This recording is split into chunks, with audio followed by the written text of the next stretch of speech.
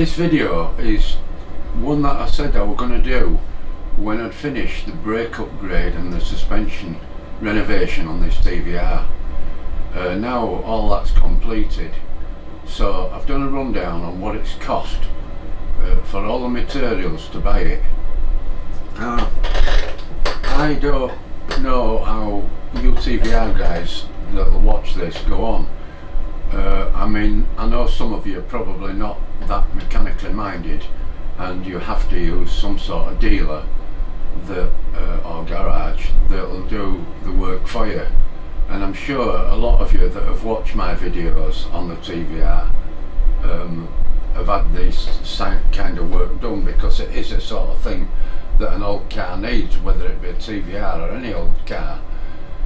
It's always going to need its shock absorbers sorting out, and springs and bushes and anti-roll bars and drop links and brake discs and calipers, obviously. Well, as you know, we've done the Brembo modification at the front using the ST brakes, the bigger 300mm brakes, but at the same time we've completely refurbished the rear, which there's a huge playlist now on TVR if you have a look, showing all the work I did from day one. I mean, I think first video might have been erratic tick over, but that wasn't anything to do with this suspension. I mean, the suspension the car is in quite good condition, and the engine, I believe, has only got about 18,000 miles on it since it was a complete rebuild and big board. Lots of work done on it, but the suspension looks like, to me, it's never had anything done. It's just managed to get through its MOT with an odd caliper replaced and pads replaced and various other things. But honestly, what a mess. And if you haven't seen my playlist, go and have a look at TVR suspension upgrade and repair and refurb. Complete and utter mess it was. Now the ball joints, top and bottom ball joints, they were fine. The hub carriers, I suspected they'd been leaking at back, and I thought they might be US, but they weren't. There was nothing wrong with them. And the carriers were in perfect condition as well, as the wishbone arms were in perfect condition. Looked like there are tons and tons of underseal and wax oil and stuff put on them over the years, but it has, even though they look messy, it's kept them good. So we did all the suspension. So what I've done, and I said I'd do this, is do a breakdown what it cost. And it's quite frightening really when you see what it's cost, because had I not been mechanically minded, and I know I've got the advantage of having a 2-post car lift, that's a given, but had I not had that, I'd have used 4 axle stands, and I got the car up and I'd have had to have done it laid down. I mean, I'd say the worst job was the handbrake cable, because you have to strip the whole console out to do that and thread the cables through, and it's very awkward on your own. 2 people, easy. On your own, very, very awkward. I had to use pieces of string and pulling it through, but again, it's on my playlist, you'll see it. But the price I've included includes buying a brand new handbrake cable as well. Now the other thing was, it looked like the car, I know it'd been used on track days quite a lot, and I'm assuming it's curbed it on bends and gone over concrete bollards, you know, the rumble strips. So the front were fine, but the rear anti-roll bar is the lowest part of the car at the back, and the car is exceptionally low, as you know, Chimera and Griffiths are, and it had bashed the anti-roll bar that many times that there's 2 saddles that hold it to the 2 plates that are bolted to the chassis were absolutely flattened. Again, you'll see them on the playlist, but what a mess they were in. So I put brand new plates onto the chassis, and I put brand new U clamps on and new bushes, and generally refurbed it, and then we put new drop links all round on all the suspension.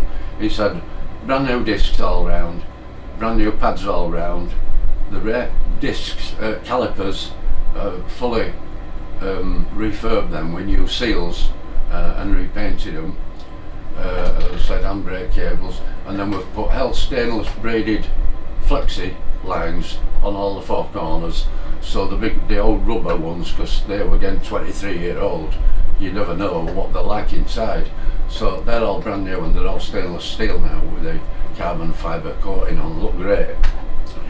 So what I'll do is I'll flip over to this other camera that I've set up, and I've done a printout of what I've spent on it, and as I say, it's frightening, and I don't mean expensive, I'm talking cheap, because had you used a dealer to do all this work that I've done on this car, you would have, I mean, I can only guess at the labour rates and what the markup is on gear that you buy, because I mean most of my stuff that I bought from MotorClan, and if you're a TVR member of the TVR UK club, you get a discount, so I got all my discounts on these prices, so that were quite good, but the prices shown is what I paid.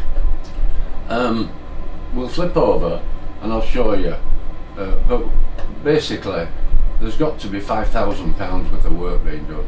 If it was done at a dealer's and all that I've done was done, which it couldn't have been, because I've made these brakes fit that I was told you need huge spaces, and I worked it and proved that you didn't.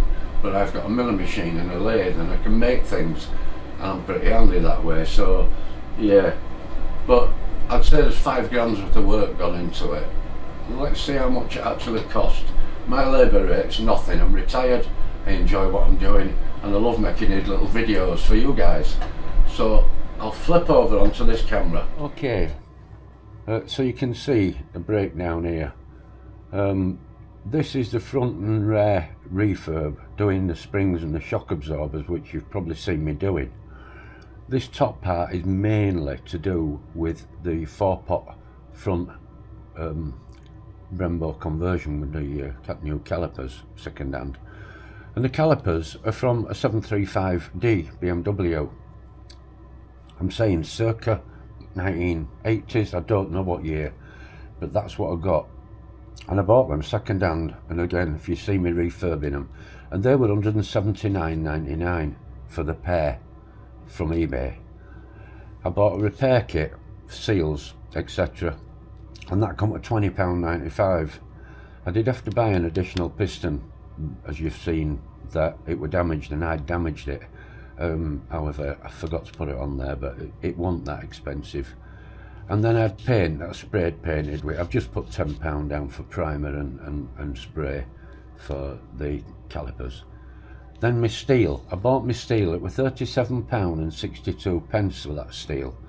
And that was the steel that I used for making the carriers for the front calipers.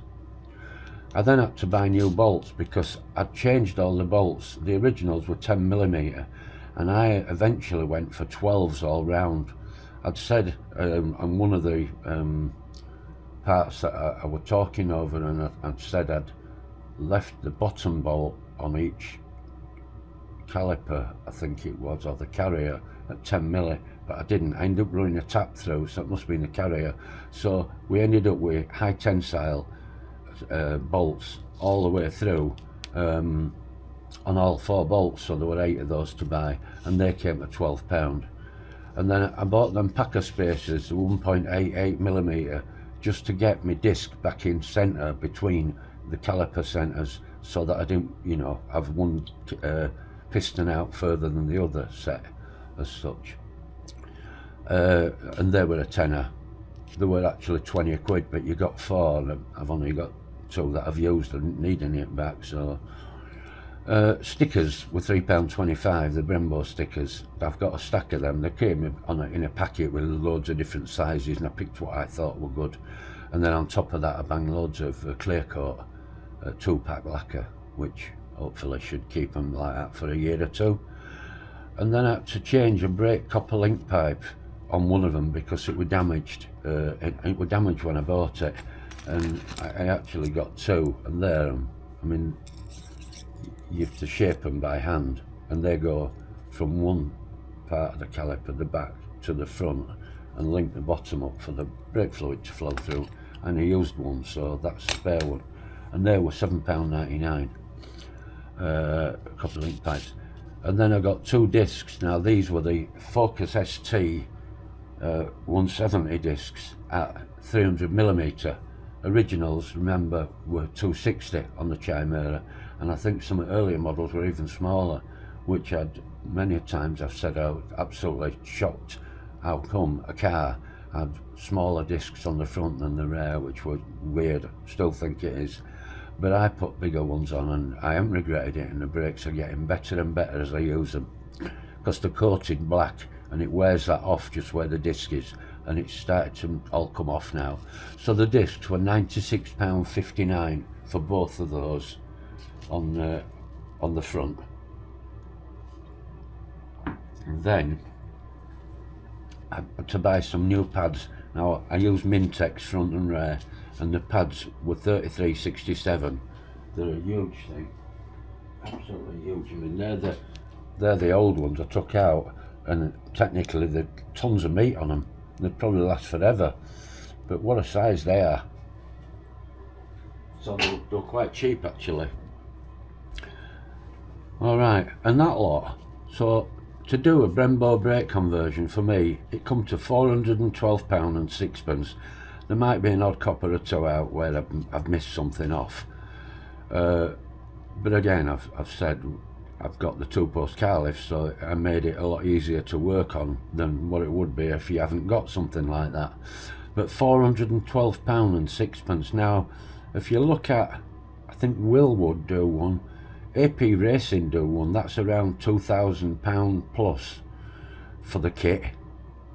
Is there anything you wouldn't get? No, you'd get everything in the kit, but there'd be brand new calipers, the 4-pot ones. Now in defence, Brembo are probably the best calipers in the world. I'm going to stick my neck out and say the Willwood ones are probably good, and there's others, the AP Racing ones are good, but, and a big but, is most of them are aluminium, and the pistons are also aluminium.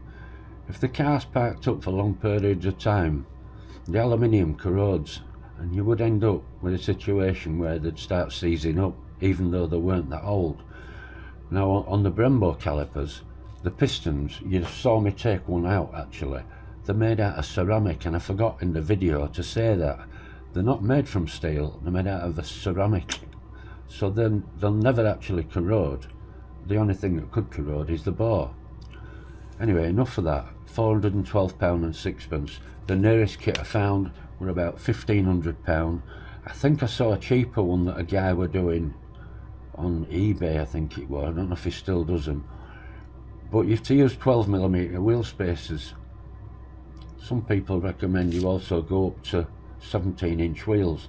Now my car's got 16s front and rear, which 2001 models did, and simply because TVR ran out of the 15-inch wheels, and when they rang up to order more sets, they said, yeah, you can have another load, but we need something like 1,000 sets ordered. And they said, well, we don't want 1,000 sets, we only want a few.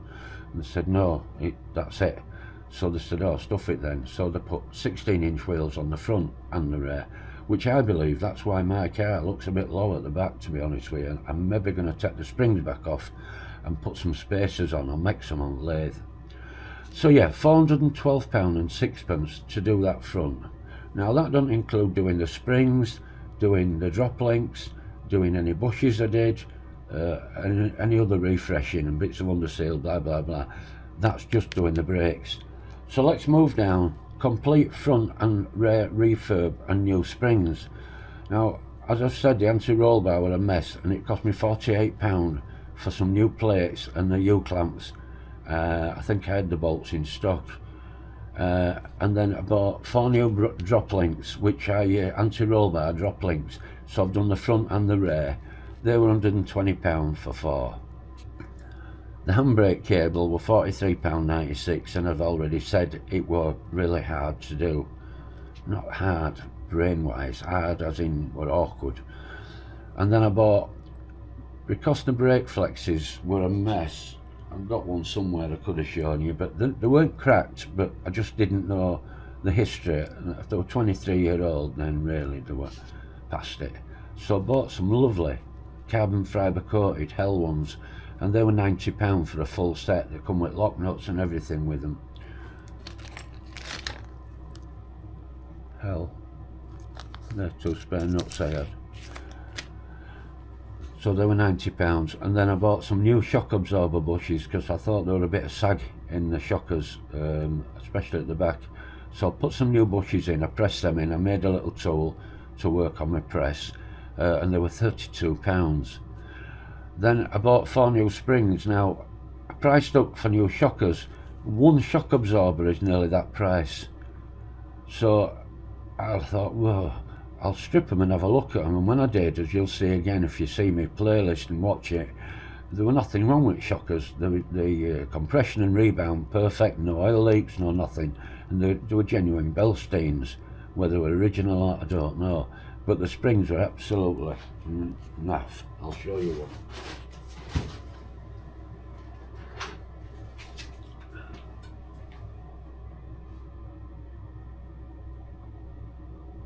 Absolutely naff. Not broken, not short in length when I measured them against the new ones, but absolutely naff. And there'd been an advisory on the MOT about it as well. Rusty springs and something about brake pipe banjos, but I've changed all them now anyway. So 4 new springs I bought, and they were £270 for the 4. So you got your 2 red and your 2 yellow. Shock absorber paint, I've put £6.50 for that because I repainted the yellow because they did look tatty at the bottoms. And then the rear discs, now they're not standard rear discs. Having said that, they're standard in size at 273mm, but I got drilled and grooved from Motec or something they were called, M-Tech braking, and they were £94. And then on top of that I'd bought the pads, so it was £94 including some Mintex pads for the back. So there you go. That come to £704, you can see that, and 46 pence. So complete refurb.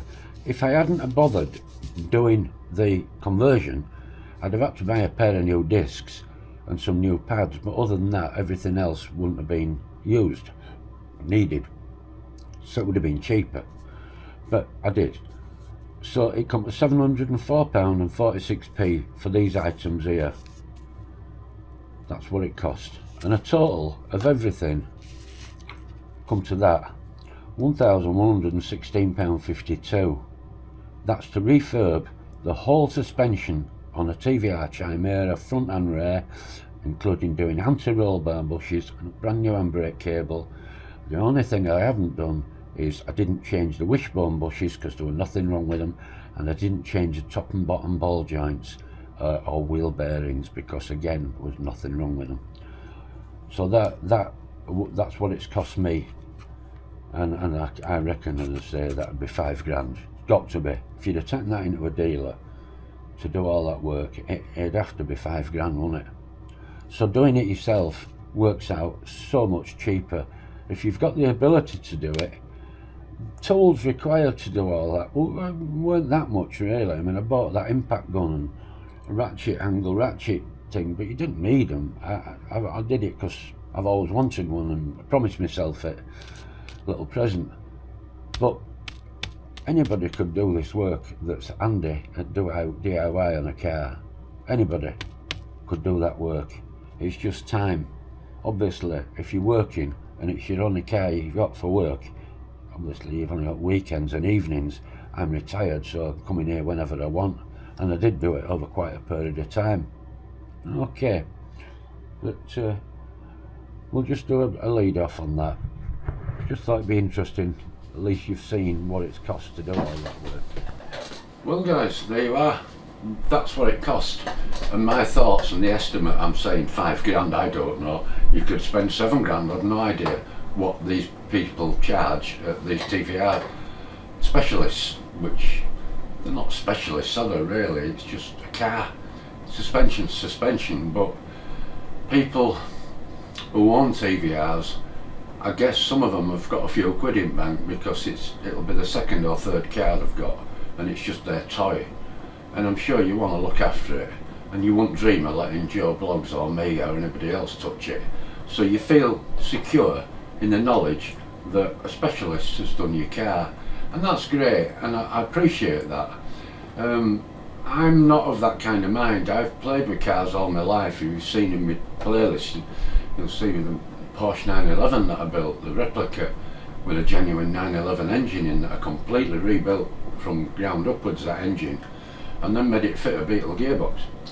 I'm digressing, and I do that a lot, I'm sorry, but you know that, don't you? So we're in New Year, we're on the 4th, it's Saturday the 4th. Apparently within about an hour we're going to have thick snow. It's 10 o'clock at night. I'm going to go in and edit this now, but apparently we're going to have this tons of snow coming, and we're all going to be up to his windowsills with snow. So I'm only a few metres away from the house, so I can manage to scurry up. It's not started yet. Thanks for watching, guys. Don't forget, give us a thumbs up, and if you're new to my channel and you haven't seen it before and you want to see crazy car stuff, TVR, old classic cars, motorbikes, milling machine, lathe, TIG welding, making rings even. I've got all tackle there for making rings, ring expanders. I've got all sorts of dies for making rings with. Yeah, subscribe and you'll see it. You'll get notified. If you don't, you won't. Thanks, guys. Oh, just another one. I mentioned the other night about Matt Armstrong. Chris Slicks is doing well as well, isn't he? He's over 300,000 subscribers now. He's done really well. From a guy that had a little van and he did car valeting in his little van, mobile. That's what he did for a living. Then you've got Saving Salvage, Dean. He started off with a recovery truck, a van and a trailer, and he did recovery work. And now he's doing all sorts of lovely cars and Audi, and he's doing that where you bid on a car, you buy tickets or whatever, and you win it, and there's a huge profit if you count how many tickets get sold and how much they cost. There's a huge profit in that, which is probably why he's doing it now. You know, God bless him, that's brilliant. But Matt Armstrong, he's on another level, isn't he? I mean, Matt Armstrong started off, I hope he's never going to see this because he won't look at my channel, but he started off working in a Chinese restaurant washing dishes, and he'd said to the boss, I've got an Audi TT, is it alright if I take it into back car park, there's loads of room and I want to repair it, it's damaged. And they said, yeah, do it. And that's how he begun. And now look at his bloody house. I mean, have you seen that Rolls Royce he's just bought? Not the one that belonged to the footballer. He's bought another one, and it's that Cullinade or whatever they're called. 4x4 Rolls Royce. I've never seen one. Bigger than a Range Rover, and they've gone up to Alps skiing. Technology gang. Even his cameraman's got a Lamborghini now. Mental, innit? So, there's some hope for us, isn't there? I don't think I'll owe much hope out than that. Okay, guys, I'm hoping this year we're going to have lots and lots of videos out. I need to get in garage more and do more work. Thanks for watching.